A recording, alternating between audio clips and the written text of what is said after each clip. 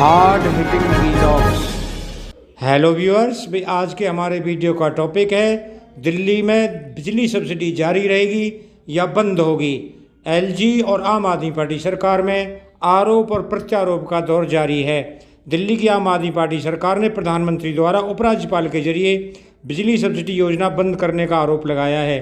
केजरीवाल सरकार की ओर से बयान जारी कर कहा गया है कि एलजी कार्यालय द्वारा अवैध रूप से बिजली सब्सिडी नीति में बदलाव की सिफारिश संबंधी जारी नोट जारी हुआ है और एलजी ने दोषपूर्ण कानूनी सलाह के आधार पर दिल्ली सरकार की बिजली सब्सिडी को वापस लेने के लिए बिजली विभाग पर दबाव डाला था। दिल्ली सरकार ने आरोप लगाते हुए कहा कि प्रधानमंत्री मोदी दिल्ली में बिजली सब्सिडी बंद करना चाहते हैं और पीएमओ के दबाव में एलजी ने बयान जारी किया। जबकि महंगाई के इस दौर में बिजली सब्सिडी ने दिल्ली की आम जनता को बड़ी राहत दी है। दिल्ली का गरीब और मध्यम वर्ग इस राहत के लिए केजरीवाल सरकार का आभारी है। यह सीएम केजरीवाल की प्रतिबद्धता है कि दिल्ली में बिजली सब्सिडी जारी रहेगी। दरअसल डीईआरसी ने दिल्ली सरकार को 6 जनवरी 2023 को पत्र के जरिए 5 केवी या 3 केवी से अधिक लोड के कनेक्शन वाले उपभोक्ताओं को बिजली सब्सिडी कम करने की अपनी पूर्ण सलाह को वापस ले लिया था। विद्युत अधिनियम 2003 के विभिन्न कानूनी प्रावधानों और सुप्रीम कोर्ट के पूर्व के निर्णयों की विस्तृत जांच के बाद डीईआरसी ने निष्कर्ष निकाला था कि उपभोक्ताओं को किसी भी श्रेणी के लिए सब्सिडी वापस लेने के बारे में दिल्ली सरकार को सलाह देने का उसे कोई कानूनी आधार या अधिकार नहीं है। दोस्तों, दिल्ली की ऊर्जा मंत्री आतिशी ने सोमवार को कहा कि केजरीवाल सरकार की राज्य के किसी उपभोक्ता के लिए बिजली सब्सिडी बंद करने की कोई योजना नहीं है। हम 24 घंटे मुफ्त बिजली की आपूर्ति के लिए प्रतिबद्ध हैं। हमारी बिजली सब्सिडी में कोई बदलाव नहीं होने जा रहा है। एलजी कार्यालय जानबूझकर इस बारे में गलत सूचनाएं फैला रहा है। उन्होंने बताया कि दिल्ली विद्युत नियामक आयोग यानी कि डीईआरसी ने बिजली सब्सिडी के संबंध में अपनी सलाह वापस ले ली थी।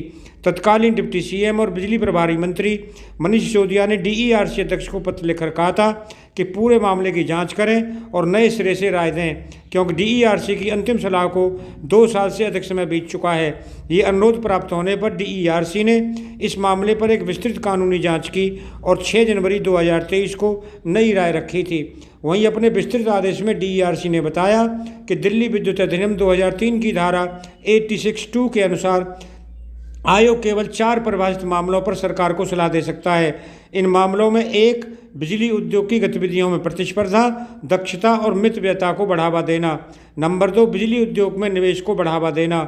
नंबर 3 राज्य में बिजली उद्योग का पुनर्गठन।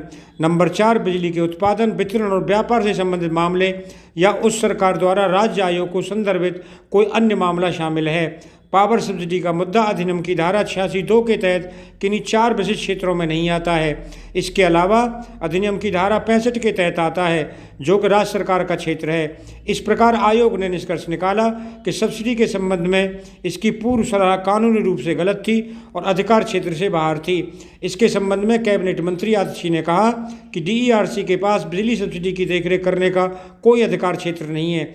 इस मामले पर उसकी सलाह गलत है। इस गलती को महसूस करते हुए डीईआरसी ने स्वयं स्पष्ट किया कि उनकी बिजली वैधानिक सलाह आज की तारीख में शून्य है। उन्होंने बताया कि डीईआरसी अध्यक्ष ने अपने आदेश में पिछले आयोग के सदस्यों द्वारा इस तरह की सलाह जारी करने के लिए इस्तेमाल किए गए तर्क की भी निंदा की थी। विशेष रूप से आयोग की पिछली वैधानिक सलाह पर टिप्पणी करते हुए डीईआरसी अध्यक्ष ने अपने आदेश में कहा कि सलाह के पूर्व विचार से प्रतीत होता है कि पेंशन ट्रस्ट अधिभार की समस्या का समाधान किया जाना चाहिए था। इसीलिए ऐसी सलाह जो पूरी तरह से अनावश्यक थी शायद अच्छे भाव से दी गई थी, लेकिन पूरी तरह से गलत थी। दोस्तों, डीईआरसी अध्यक्ष ने अपने आदेश में कहा था कि सलाह कोविड काल के दौरान दी गई थी, जो मानव जाति के इतिहास में एक काला दौर था। दिल्ली और भारत सहित पूरी दुनिया कोविड से प्रभावित थी। सभी चीज़ें उस वक्त बिगड़ गई थी। शायद उस समय के कारणों से आयोग के दिमाग में ये विचार घूम रहे थे। डीईआरसी द्वारा इस विस्तृत आदेश का हवाला देते हुए बिजली मंत्री ने इस तरह के कदम के पीछे एलजी की मंशा पर सवाल उठाया। उन्होंने कहा कि ये सभी दस्तावेज फाइल में हैं। अगर हम इसके बारे में जानते हैं तो दिल्ली के एलजी भी जानते होंगे। ऐसे में आखिर कैसे दिल्ली के एलजी ने सरकार को सब्सिडी नीति में बदलाव करने के लिए कहा, जब वो पहले से ही जानते थे कि सलाह कानूनी रूप से गलत थी। मंत्री आतिशी ने आगे आरोप लगाते हुए कहा कि सरकार को इस संदर्भ में एलजी कार्यालय से कोई नोटिंग या फाइल नहीं मिली है। केवल मीडिया के माध्यम से इस मुद्दे के बारे में पता चला है। ऐसे में स्पष्ट है कि एलजी किसी भी तरह सरकार के कामकाज में बाधा डालना चाहते हैं और द्वेष के साथ काम कर रहे हैं। दोस्तों, अगर आपको वीडियो पसंद आया हो तो चैनल को सब्सक्राइब करें, वीडियो को लाइक करें, ज़्यादा से ज़्यादा शेयर करें। आप लोगों का बहुत बहुत धन्यवाद। Thank you very much.